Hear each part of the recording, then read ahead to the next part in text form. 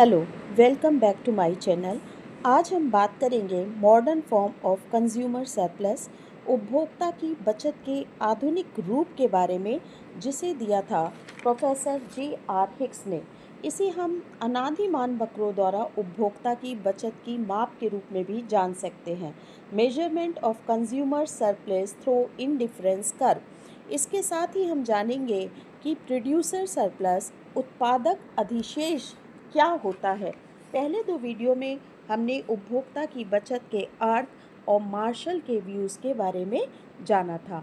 आज हम बात करेंगे कि प्रोफेसर J.R. हिक्स ने उपभोक्ता की बचत के बारे में क्या विचार प्रस्तुत किए हैं। Professor J.R. हिक्स ने अपने क्रमवाचक तुष्टि गुण विश्लेषण को अनादिमान वक्र, जिसे कि हम उदासीनता वक्र के नाम से भी जानते हैं, तकनीक की सहायता से मापकर उपभोक्ता की बचत के विचार को पुनः प्रतिष्ठित किया।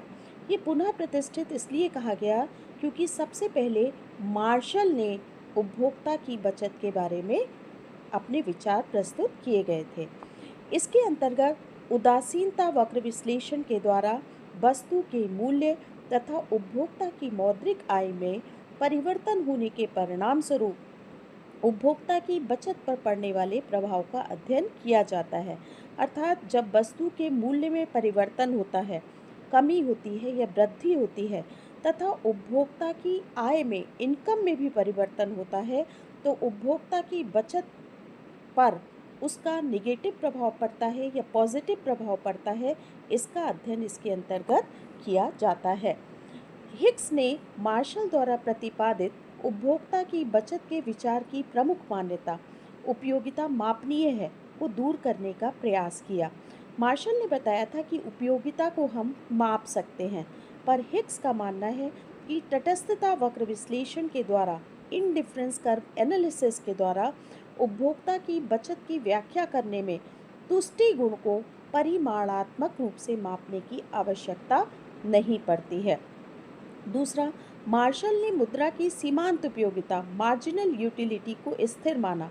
उन्होंने कहा उसमें तो कोई भी परिवर्तन नहीं होता है, लेकिन हिक्स का मानना है कि व्यय में अगर वृद्धि होती है तो उपलब्ध मुद्रा की मात्रा तो हमारे पास कम हो जाती है, लेकिन उसकी सीमांत उपयोगिता में, मार्जिनल यूटिलिटी में वृद्धि हो जाती है। हिक्स ने माना कि अगर वस्तु की कीमत में परिवर्तन होता है तो उसका प्रभाव स्थानापन्न और पूरक वस्तुओं की मांग पर भी पड़ता है। जैसा कि हम जानते हैं, स्थानापन्न वस्तुएं वो होती है जिनका हम एक वस्तु के स्थान पर दूसरी वस्तु का प्रयोग करते हैं अगर एक वस्तु महंगी हो जाती है और दूसरी वस्तु सस्ती हो जाती है। पूरक वस्तुएं वह होती हैं जिनका एक के बिना दूसरे का काम नहीं चलता है। एक की कीमत में परिवर्तन होने पर दूसरी वस्तु की मांग पर प्रभाव पड़ता है।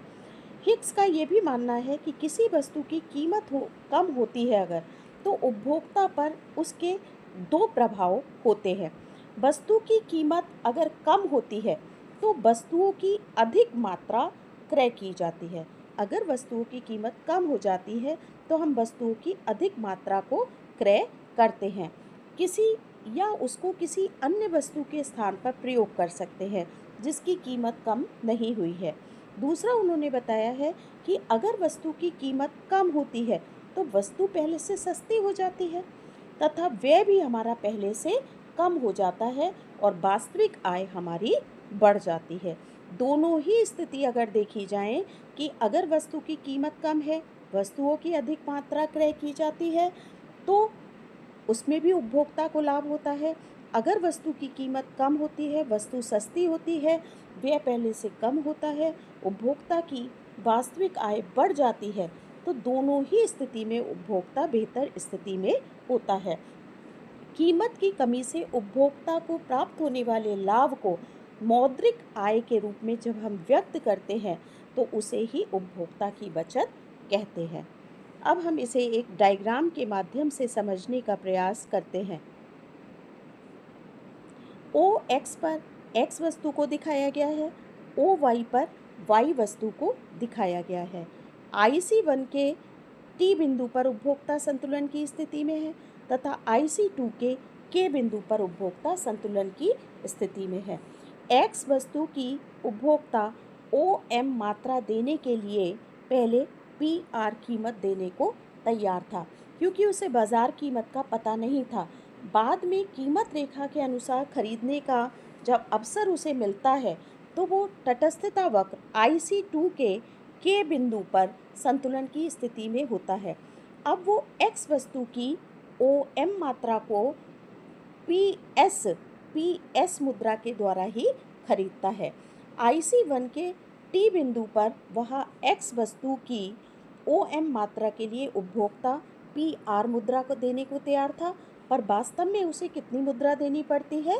PS मुद्रा उसको देनी पड़ती है। तो अब हम इसको इस तरह से समझते हैं यहाँ पर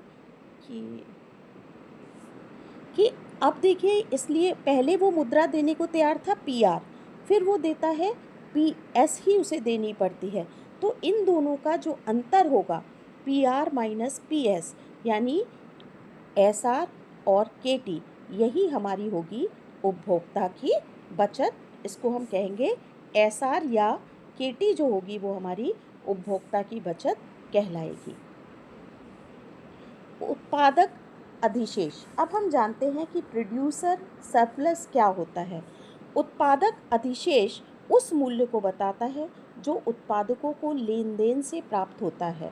यदि कोई उत्पादक किसी वस्तु को ₹1000 में बेचने को तैयार है, लेकिन वो उसे 3000 रुपये में बेचने में सक्षम है, तो उसे 2000 का उत्पादक अधिशेष प्राप्त होता है, जो कि प्रोड्यूसर सरप्लस होता है।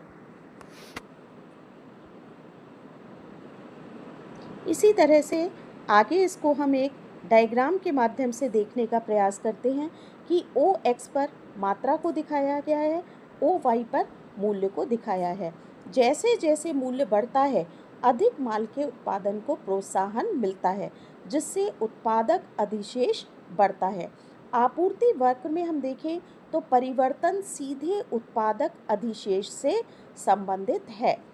यदि मांग अधिक हो जाती है तो उत्पादन अधिशेष अधिक हो जाता है। अगर मांग कम हो जाती है तो उत्पादक अधिशेष कम हो जाता है। उत्पादक अधिशेष को हम चाहें कि अनिश्चित काल तक बढ़ा लें तो ऐसा संभव नहीं होता है, क्योंकि उच्च कीमतों पर माल की बहुत कम या कोई भी मांग नहीं हो सकती है। इसी प्रकार से आप देखिए, जैसे जैसे मूल्य बढ़ता है, अधिक माल के उत्पादन को प्रोत्साहन मिलता है, जिससे उत्पादक अधिशेष बढ़ता है। यदि मांग ज़्यादा है तो उत्पादक अधिशेष भी ज़्यादा होगा, अगर मांग कम है तो उत्पादक अधिशेष भी कम होता है। आपूर्ति वक्र में जो परिवर्तन है वो सीधे उत्पादक अधिशेष से संबंधित है। उत्पादक अधिशेष को अगर हम चाहें अनिश्चित काल तक बढ़ा लें तो ऐसा संभव नहीं है, क्योंकि अधिक कीमतों पर माल की बहुत कम या कोई मांग नहीं हो सकती है। Thank you for watching my video. अगर आपको वीडियो पसंद आया हो तो मेरे चैनल को सब्सक्राइब करें और वीडियो को लाइक और शेयर भी करें।